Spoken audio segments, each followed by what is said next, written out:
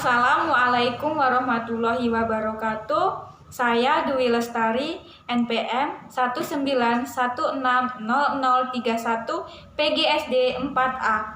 Di sini saya akan menyampaikan hasil wawancara saya dengan Bapak Andi selaku guru kelas 5 SD dan seorang siswa yang bernama Bima Ardianto. Nah, dalam wawancara saya ini saya memenuhi tugas mata kuliah Pendidikan Seni Rupa dan Kerajinan yang diampu oleh Bapak Dian Andesta, MPD. Nah, dalam wawancara saya ini, saya menanyakan beberapa hal kepada Bapak Andi. Nah, saya menanyakan seperti materi apa saja yang ada dalam pembelajaran seni rupa dan kerajinan yang ada di SD kelas 5. Nah, Bapak Andi pun menjawab materi yang ada itu seperti materi musik, seni rupa, dan kerajinan. Nah, dari seni musik itu biasanya Bapak Andi menggunakan jenis piano dan gitar. Sedangkan seni rupa dan kerajinan itu Pak Andi mengajarkan anak untuk belajar menganyam. Lalu, bagaimana proses pembelajaran seni rupa dan kerajinan yang diajarkan kepada siswa dari tahap perencanaan, pelaksanaan, model, metode, teknik, dan evaluasi. Nah, dalam tahap awal perencanaan itu, guru meminta kepada siswa untuk mempersiapkan bahan-bahan apa saja yang diperlukan dalam proses pembelajaran seni rupa anyaman, yaitu seperti gunting, lem, kertas karton, penggaris, pensil. Lalu, Bapak Andi menunjukkan sebuah video yang telah dibuat Bapak Andi dalam proses pembuatan anyaman. Untuk itu, anak-anak disuruh memperhatikan video tersebut. Lalu, tahap pelaksanaan. Nah, tahap pelaksanaan itu Pak Andi menggunakan model yaitu model terpadu. Mengapa Pak Andi menggunakan model terpadu? Karena model terpadu merupakan suatu pendekatan dalam proses pembelajaran yang secara sengaja mengaitkan beberapa aspek baik dalam indera mata pelajaran maupun dalam antar mata pelajaran. Lalu metode. Nah, metode yang digunakan itu ekspresi bebas. Mengapa Pak Andi menggunakan ekspresi bebas? Nah, dalam pembuatan anyaman ini tidak ditentukan loh, seorang anak itu harus menganyam apa. Tapi dalam tahap awal perencanaan itu kan Pak Andi sudah memberikan contoh-contoh anyaman yang tergabung di dalam sebuah video. Anak itu bakal berekspresi. Mengapa demikian? Karena kelas 5 SD itu sudah masuk kelas tinggi. Jadinya anak sudah mulai berpikir untuk mengekspresikan sebuah ide.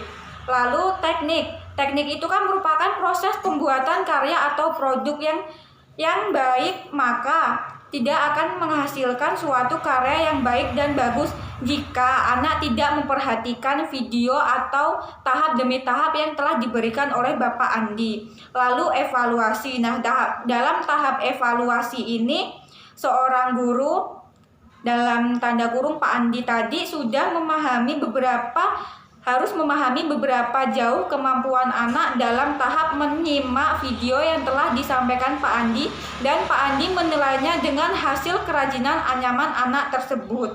Namun, sangat disayangkan saya di sini tidak mendapatkan hasil anyaman anak tersebut karena hasil anyaman anak tersebut berada di dalam kelas dan kelas itu pun ditutup, tidak dibuka. Saya hanya mendapatkan wawancara di dalam lingkungan sekolah, itu pun tidak bisa masuk ke dalam kelas. Saya mewawancari Pak Andi itu di dalam perpustakaan sekolah karena yang dibuka hanya perpustakaan sekolah untuk mengumpulkan tugas-tugas.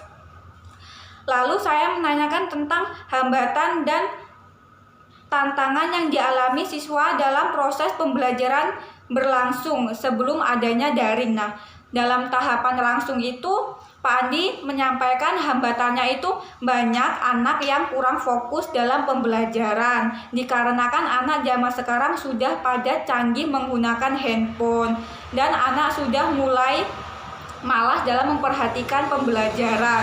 Namun Pak Andi melakukan banyak cara untuk menarik kembali perhatian anak dalam pembelajaran. Lalu saya menanyakan tantangan dan hambatan apa saja yang dialami dalam proses pembelajaran daring atau jarak jauh. Nah, Hambatannya itu yang dialami seperti tidak stabilnya jaringan, kuota, dan handphone. Anak biasanya masih banyak yang menggunakan handphone dalam pribadi, itu masih jarang, dan handphonenya itu masih milik orang tua. Lalu saya